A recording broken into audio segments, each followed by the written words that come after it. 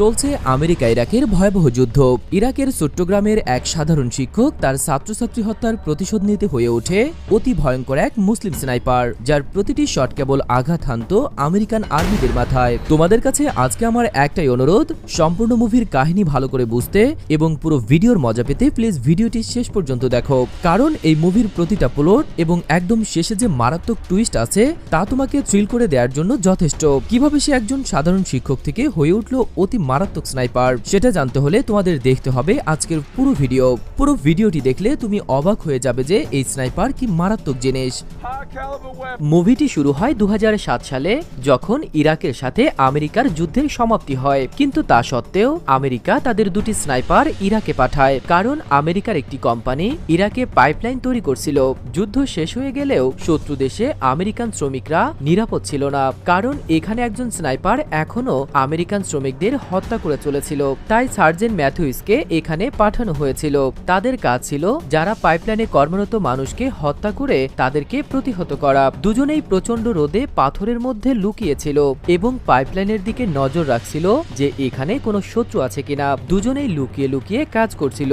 ধীরে ধীরে সময় চলে যায় এবং তাদের দুজনের এখানে লুকিয়ে থাকতে 24 ঘন্টার বেশি হয়ে গেছে। ঘন্টার পর ঘন্টা অপেক্ষা করার পর ম্যাথিউসের ধৈর্য ভেঙে পড়তে শুরু করে এবং সে আইজ্যাককে বলে যে আমার মনে হয় না এখানে কোনো ইরাকি সৈন্য আছে, কারণ এই জায়গায় শুধু কিছু মৃত শ্রমিক এবং কিছু মৃত আমেরিকান প্রহরী আছে। তাছাড়া আমি সেখানে কাউকে দেখতে পাচ্ছি না, তাই আমাদের সেখানে গিয়ে নিজেদের চেক করা উচিত। কিন্তু আইজ্যাক বলেছেন যে না, আমাদের সেখানে যাওয়া উচিত নয়, কারণ সেখানে যারা মারা গেছে তারা সবাই হেডশট দিয়ে মেরেছে। এটা সম্ভব যে এই জায়গায় একজন ইরাকি স্নাইপার আছে যে সেই লোকদের হত্যা করেছে, এবং আমি মনে করি যে এটি সত্যিই খুব বিপজ্জনক স্নাইপার জুবা। আসলে জুবা একজন ইরাকি খুব ভয়ঙ্কর স্নাইপার। কিন্তু ম্যাথিউস বলেছেন কিভাবে 30 সেকেন্ডে 8 জনকে হত্যা করতে পারে। ম্যাথিউস মনে করেন যে এখানে যারা মারা গেছে তারা অবশ্যই কোনো না কোনো গ্রুপের দ্বারা আক্রমণ করেছে। তবে আইজ্যাক মনে করে যে এখানে অবশ্যই কোনো ইরাকি স্নাইপার উপস্থিত রয়েছে। এখন দুজনে এখানে 24 ঘন্টা অপেক্ষা করে এবং এই 24 ঘন্টার মধ্যে তারা এখানে কোনো কার্যকলাপ দেখতে পায়নি। ম্যাথিউস তার ধৈর্য হারিয়ে উঠে দাঁড়ায়। ম্যাথিউস আইজ্যাককে বলে যে সেখানে কোনো শত্রু নেই, তাই আমি নিজেই সেখানে পরীক্ষা করতে যাচ্ছি এবং আপনি যদি চান তবে আপনি আমাকে অনুসরণ করতে পারেন। আইজ্যাক ম্যাথিউসকে কখনোই সেখানে যেতে দেয় না, কিন্তু ম্যাথিউস তার কথা শোনেন না এবং তিনি নির্মাণ সাইটে যেতে শুরু করেন। আইজ্যাক পেছন থেকে তার উপর নজর রাখে। নির্মাণস্থলে পৌঁছালে ম্যাথিউস আমেরিকান সৈন্য ও শ্রমিকদের মৃতদেহ দেখতে পান। ম্যাথিউস একজন মৃত সৈনিকের কাছে একটি রেডিও খুঁজে পান এবং তিনি এটি নিয়ে এগিয়ে যান। অন্যদিকে আইজ্যাক ম্যাথিউসকে সঠিকভাবে দেখতে পারছেন না, কারণ আইজ্যাকের স্কোপ নষ্ট হয়ে গেছে। আইজ্যাক ম্যাথিউসকে এ সম্পর্কে বললে ম্যাথিউস বলে যে আমি আপনাকে অনেকবার বলেছি আপনার স্কোপ পরিবর্তন করে একটি নতুন স্কোপ নিয়ে নেন। আইজ্যাক বলেছেন যে না, এই স্কোপটি ডিনের এবং ডিন এই পৃথিবীতে নেই, তাই আমি তার শেষ স্মৃতি হিসেবে এই স্কোপটি আমার কাছে রেখেছি। অন্যদিকে ম্যাথিউস যখন সমস্ত মৃতদেহ পরীক্ষা করে দেখেন তখন সে জানতে পারে এখানে যারা মারা গেছে তাদের সবাইকে হেডশট দিয়ে হত্যা করা হয়েছে। ম্যাথিউস দ্রুত আইজ্যাককে এটি বলে। তখন আইজ্যাক বলেন যে আপনি দ্রুত সেখান থেকে চলে যান, কিন্তু ম্যাথিউস এখনো সেখানে দাঁড়িয়ে আছে, কারণ তিনি জানতে চেয়েছিলেন কোন দিক থেকে তাদেরকে গুলি করা হয়েছে। কিন্তু ম্যাথিউস বুলেটে আঘাত পেয়ে নিচে পড়ে যান। ম্যাথিউস আইজ্যাককে বলে যে আমাকে গুলি করা হয়েছে।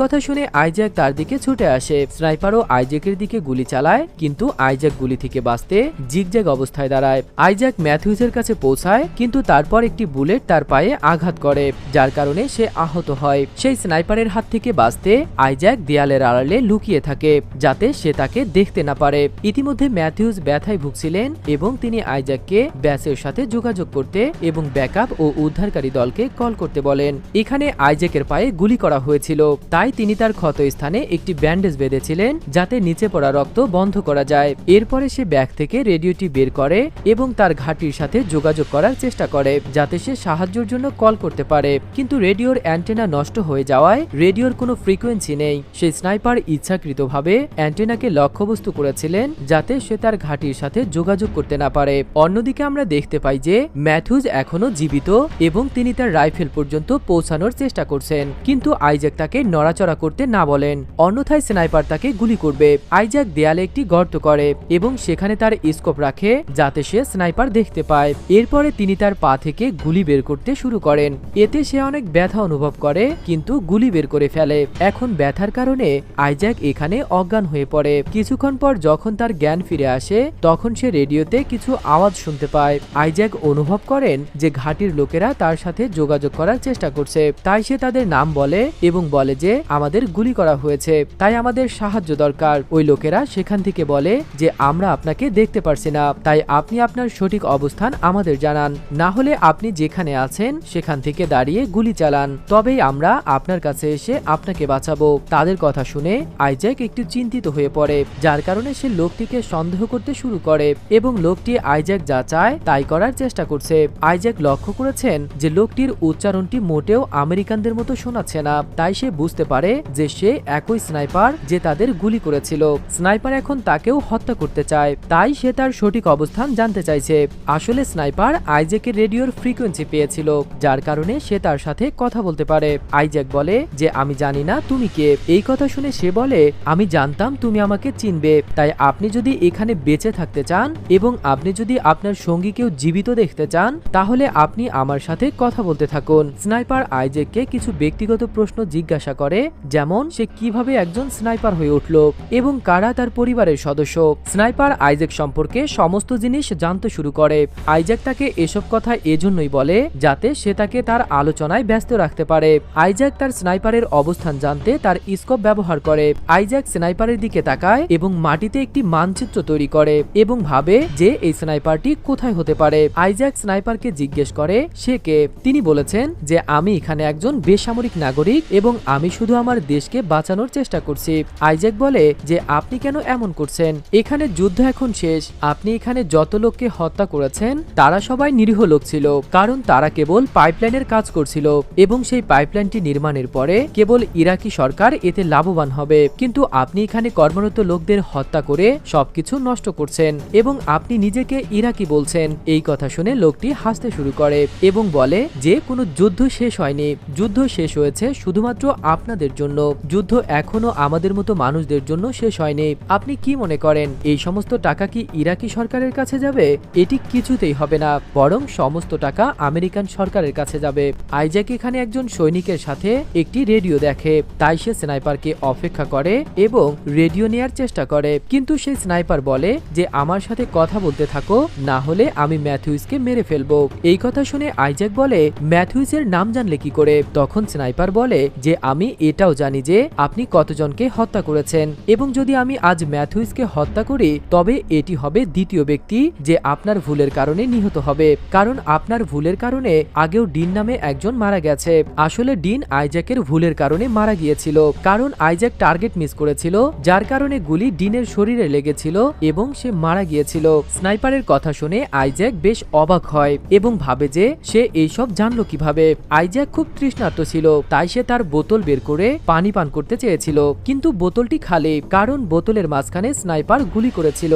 তখন স্নাইপার বলে যে আমি বোতলটি ইচ্ছাকৃতভাবে গুলি করেছি। আইজ্যাক বলে যে আপনি বাজে কথা বলছেন, কারণ কেউ এত সঠিকভাবে গুলি করতে পারে না। তারপর স্নাইপার আবারও বলে যে আমি আপনার রেডিও ভেঙে দিয়েছি যাতে আপনি আপনার ঘাঁটির সাথে যোগাযোগ করতে না পারেন এবং আমি ইচ্ছাকৃতভাবে আপনার পায়ে গুলি করেছি যাতে আপনি এখান থেকে পালিয়ে যেতে না পারেন। স্নাইপার বলে যে আপনি এখানে পানি এবং চিকিৎসা ছাড়াই যন্ত্রণায় মারা যাবেন। তারপর আইজ্যাক বলে যে আপনি একজন সন্ত্রাসী। এই কথা শুনে লোকটি হাসতে শুরু করে এবং বলে তোমরা আমাদের দেশে বন্দুক নিয়ে এসে গুলি করো এবং আমাকে সন্ত্রাসী বলছো। কিছুক্ষণ পর আইজ্যাক সেই স্নাইপারটিকে দেখতে পান যে একটি বড় আবর্জনার স্তূপে লুকিয়েছিল, কিন্তু আইজ্যাক তখনও স্নাইপারের সঠিক অবস্থান জানতে পারেনি।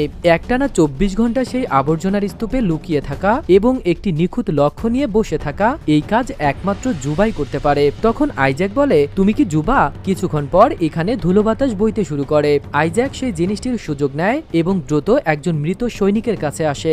আইজ্যাক তার ব্যাগ নিয়ে আবার দেয়ালের আড়ালে লুকিয়ে থাকে। ফিরে এসে তিনি দেখেন যে তার সুযোগ ভেঙে গেছে, যার কারণে সে এখন স্নাইপারকে দেখতে পাবে না। তিনি এখানে রেডিওতে কিছু নড়াচড়া শুনতে পান। আইজ্যাক জানতে পারেন যে ম্যাথিউজ এখনো জীবিত। আইজ্যাক তাকে স্নাইপারের অবস্থান জানায় এবং সে স্নাইপারকে তার আলোচনায় নিযুক্ত রাখে যাতে ম্যাথিউজ তার রাইফেল পর্যন্ত পৌঁছাতে পারে। ম্যাথিউজের একটি প্রতীক ছিল যা আয়নার মতো কাজ করে, তাই সে সেই প্রতীক থেকে আবর্জনার স্তূপের দিকে তাকায়। একই সময়ে যিনি হামাগুড়ি দিয়ে তার রাইফেল নেয়ার চেষ্টা করেন। স্নাইপার আইজ্যাক আইজ্যাককে বলে যে আগে তিনি বাগদাদে একজন শিক্ষক ছিলেন, কিন্তু একদিন আমেরিকান হামলায় স্কুলের সমস্ত শিশু নিহত হয়েছিল। তাই তখন থেকে তিনি আমেরিকান সেনাবাহিনীর কাছ থেকে প্রতিশোধ নেয়ার সিদ্ধান্ত নেন। এই জায়গায় প্রবল বাতাসের কারণে প্রচুর ধুলো উঠছিল, যার কারণে স্নাইপার আইজ্যাককে দেখতে পাচ্ছে না। একটি সুযোগ পেয়ে ম্যাথিউস তার রাইফেলটিতে পৌঁছায় এবং রাইফেলটি দিয়ে স্নাইপারের দিকে গুলি চালায়, কিন্তু রাইফেলটি পুনরায় লোড করার সময় স্নাইপার তাকে গুলি করে। গুলি সরাসরি ম্যাথিউজের কাঁধে লাগে। জীবন বাঁচাতে সে আইজ্যাকের দিকে যেতে থাকে। ম্যাথিউজ আইজ্যাকের কাছে পৌঁছানোর আগে স্নাইপার তার মাথায় গুলি করে, যার কারণে ম্যাথিউজ এখানে মারা যায়। এসব দেখে ইসহাক খুব কষ্ট পায়, কারণ তার সঙ্গী তাকে তার সামনেই হত্যা করা হয় এবং সে কিছুই করতে পারেনি। স্নাইপার বলে যে যুদ্ধ ইতিমধ্যে শেষ এবং আপনি এখন পর্যন্ত ইরাকে এখানে কি করছেন। আইজ্যাক বলেছেন যে আমি জানি না, আমি শুধু বাড়িতে গিয়ে আমার পরিবারের সাথে দেখা করতে চাই। স্নাইপার বলে যে আপনি এত সহজে বাড়ি যেতে পারবেন না, আপনাকে আমাকে আপনার গল্প বলতে হবে এবং আপনি যতক্ষণ আমার সাথে কথা বলতে থাকবেন ততক্ষণ আপনি বেঁচে থাকবেন। আইজ্যাক এখানে কাঁদতে শুরু করে এবং বলে যে হ্যাঁ, আমি ডিনকে মেরেছি, আমি আমার শত্রু স্নাইপারকে হত্যা করতে যাচ্ছিলাম, কিন্তু আমি আমার লক্ষ্য মিস করেছি, যার কারণে বুলেটটি ডিনকে আঘাত করেছিল এবং সে নিহত হয়েছিল। কিন্তু আজ পর্যন্ত আমি সবার কাছে মিথ্যে বলেছি যে জিন শত্রুদের দ্বারা নিহত হয়েছে। স্নাইপারের সাথে কথা বলার সময় আইজ্যাক রেডিওতে কিছু নড়াচড়া শুনতে পান। আইজ্যাক দেখেন যে ঘাঁটির লোকেরা তার সাথে যোগাযোগ করার চেষ্টা করছে, তাই আইজ্যাক তাদের সাথে কথা বলার চেষ্টা করে, কিন্তু তার কণ্ঠ সেই লোকদের কাছে পৌঁছায় না। সে কেবল তাদের কণ্ঠস্বর শুনতে পায়। আইজ্যাক এখানে স্নাইপারের কণ্ঠস্বর শুনতে পায় যে ব্যাচের লোকদের সাথে যোগাযোগ করছিল এবং তাদের কাছে সাহায্য চাইছিল। মনে হচ্ছে রেডিওতে যে ব্যক্তি তাদের সাথে কথা বলছে সে আইজ্যাক, কিন্তু সে একজন স্নাইপার ছিল। আইজ্যাক এখানে সবকিছু বোঝে এবং সে জানতে পারে যে এখানে যে সমস্ত কর্মী কাজ করছিল তারা কখনোই সাহায্য চায়নি, কারণ সেই স্নাইপার ইতিমধ্যেই তাদের মেরে ফেলেছিল এবং সে ঘাঁটির সাথে যোগাযোগ করেছিল যাতে আরো সৈন্য এখানে সাহায্যের জন্য আসে এবং সে তাদেরও হত্যা করে। এখানে ফাঁদ বিছিয়ে একের পর এক আমেরিকান সৈন্যদের হত্যা করছিল স্নাইপার। আইজ্যাক বুঝতে পারে যে স্নাইপার কতটা বিপজ্জনক। ইসহাক এখানে অজ্ঞান হয়ে পড়ে। কিছুক্ষণ পর জ্ঞান ফেরার পর তিনি এখানে হেলিকপ্টারের শব্দ শুনতে পান। আইজ্যাক স্নাইপারের সাথে কথা বলার চেষ্টা করে, কিন্তু সে উত্তর দেয় না। আইজ্যাক ভাবে যে স্নাইপার হয়তো ঘুমিয়ে আছে, তাই সে দ্রুত ম্যাথিউসের রাইফেলটা নিজের দিকে টেনে নেয়। সে দেখতে পায় যে দুটি হেলিকপ্টার তার দিকে আসছে, যেগুলো ওই স্নাইপার এখানে ডেকেছে। আইজ্যাক তার দেয়াল ফেলে দেয় এবং আবর্জনার স্তূপের দিকে লক্ষ্য রাখে। স্নাইপারও বসেছিল আইজ্যাককে লক্ষ্য করে, কিন্তু ধুলোর কারণে সে কিছুই দেখতে পারছে না। স্নাইপার তাকে লক্ষ্য করে গুলি চালায়, যার কারণে আইজ্যাক আলো দেখতে পায়। যেখান থেকে সে আলো দেখেছিল ঠিক সেই জায়গায় সে গুলি চালায়। স্নাইপার এখন নড়ছে না, যা দেখে আইজ্যাকের মনে হয় সে স্নাইপারকে মেরে ফেলেছে। আইজ্যাক উঠে দাঁড়ায়, কিন্তু সে তখনও ভয় পায়, কারণ স্নাইপার বেঁচে থাকলে সে তাকে মেরে ফেলবে, কিন্তু তার উপর কোনো গুলি চালানো হয়নি। আইজ্যাক নিশ্চিত হন যে স্নাইপার এখন মারা গেছে। হেলিকপ্টার এখানে অবতরণ করে। সৈন্যরা আইজ্যাককে হেলিকপ্টারে নিয়ে যেতে শুরু করে। আইজ্যাক বারবার তাদের সেই আবর্জনার স্তূপ চেক করতে বলে, কিন্তু কেউ তার কথায় কর্ণপাত করে না, কারণ আইজ্যাকের কণ্ঠস্বর স্পষ্ট নয় এবং লোকেরা তাকে এখান থেকে নিয়ে যেতে শুরু করে। হেলিকপ্টারটি উড্ডয়নের সাথে সাথে স্নাইপার তাদের লক্ষ্য করে গুলি চালাতে শুরু করে। স্নাইপার তাদের সবাইকে হত্যা করে, যার কারণে তাদের হেলিকপ্টার নিচে পড়ে এবং বিধ্বস্ত হয়। আইজ্যাক ম্যাথিউসের সাথে সেই সমস্ত সৈন্যকেও এখানে হত্যা করা হয় এবং এটি দিয়েই চলচ্চিত্রটি শেষ হয়।